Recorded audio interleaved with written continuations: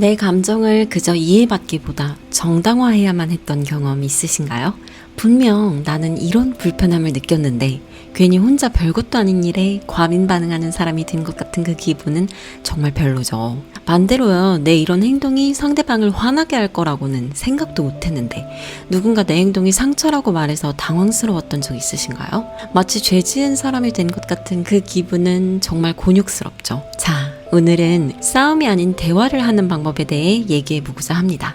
싸움이 아닌 대화를 하고 싶다면요, 상대방의 감정을 인정해 주세요. 물론 이성적으로 담담하게 자신의 감정을 공유했다는 가정하에요. 감정이 이성보다 더 큰 파일을 차지하는 대화는 사실 아무런 도움이 되지 않으니까요. 예를 들어서 나는 잘못했다고 생각하지 않는데 상대방은 서운하대요. 대부분의 사람들은 서운하다는 말을 들으면 즉각적으로 그런 걸로 왜 화가 나? 하고 방어 기제에 들어갑니다. 자신을 보호하려는 본능일 뿐이죠. 하지만 이때 의식적으로 방어가 아닌 인정을 선택하는 겁니다.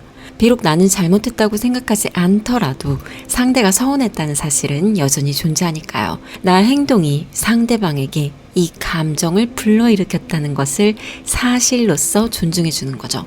사과를 한다는 건 자신이 한 말이나 행동에 대해 책임을 진다는 의미이죠. 난 의도하지 않았는데 왜 사과해야 해요? 라는 생각이 자동적으로 떠오른다면 예를 하나 들어볼게요. 지나가다가 실수로 누군가의 발을 밟았어요. 그때 우리는 의도하지 않았지만 자연스럽게 죄송해요 말합니다. 당연하죠.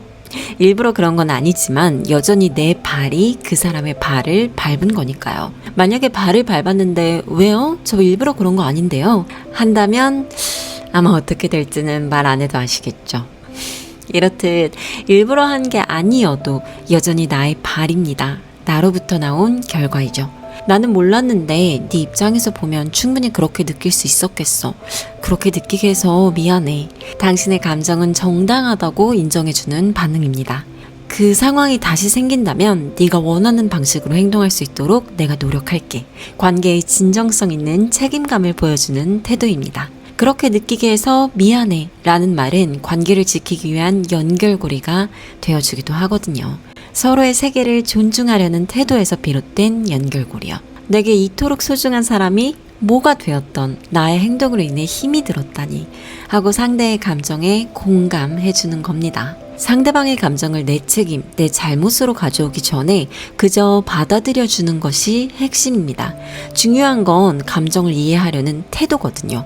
내 행동이 옳고 그름을 따지기 전에 상대방의 기분을 존중하는 거죠. 하지만 내 감정은 내 책임 아닌가요? 라는 질문도 받았었어요. 맞아요. 우리가 어떤 상황에서 어떤 감정을 느끼는지는 모두 나의 경험, 믿음, 해석에서 비롯됩니다. 내 감정은 결국 상대가 만든 게 아니라 내가 만든 결과니까요. 하지만 그렇다고 해서 관계에서 상대방의 영향이 사라지는 건 아닙니다. 우리는 연결된 상태로 살아가고 내 행동이 상대의 마음에다 어떤 파장을 만들 수 있다는 걸 인정해야 하는 거죠. 그래서 공감은 의무가 아니라 선택 아닐까요? 그 선택을 통해 관계는 더 깊어지는 거고요. 대부분의 사람들이 무의식적으로 헷갈리는 그 공감과 인정, 사과는 죄를 인정하는 행위가 아니라 연결을 지키겠다는 의지입니다. 다시 한번 위의 예시를 다듬어서 비유해 볼게요. 파트너가 실수로 내 발을 밟았어요. 일부러 그런 게 아니죠. 그때 내가 아야 하고 아파했는데 만일 파트너가 내가 일부러 밟은 게 아니니까 너는 아프면 안 돼 라고 말하면 어떨 것 같으세요? 고의가 아니었어도 아팠겠다 미안해 하고 말해준다면 더 깊은 신뢰를 쌓을 수 있겠죠. 내가 아플 때 아프다고 말해도 이 관계는 안전하구나 하고 본능적으로 느끼게 되거든요. 그게 바로 정서적 안정감입니다. 그런데 만약 이게 왜 아파? 이런 걸로 아파해? 하는 반응이 계속된다면 그 역시 반대로 본능적으로 내가 아픈 게 잘못됐나? 의심하게 되고 결국 감정을 숨기거나 대화를 피하게 되죠. 이렇게 감정을 존중해 주려는 아주 작은 의도만으로 관계에 많은 변화가 생기기 시작합니다. 관계 속에서 안전하다고 느끼게 되니까요. 자신의 감정이 인정받지 못하는 상황이 반복되면 이 감정을 말한 내가 잘못된 거구나 하고 결국 자기 자신을 잘 왜곡하게 되거든요. 그 결과로 결국 계속해서 감정을 숨기게 되고 소통은 끊임없는 부재를 낳겠죠. 진정성을 갖춘 연결은 함께 성장할 수 있는 단단한 기반이 되어줍니다. 서로를 향한 연민과 존중 속에서 우리는 상대방뿐만이 아니라 스스로 또한 더 사랑하고 이해할 수 있게 되니까요.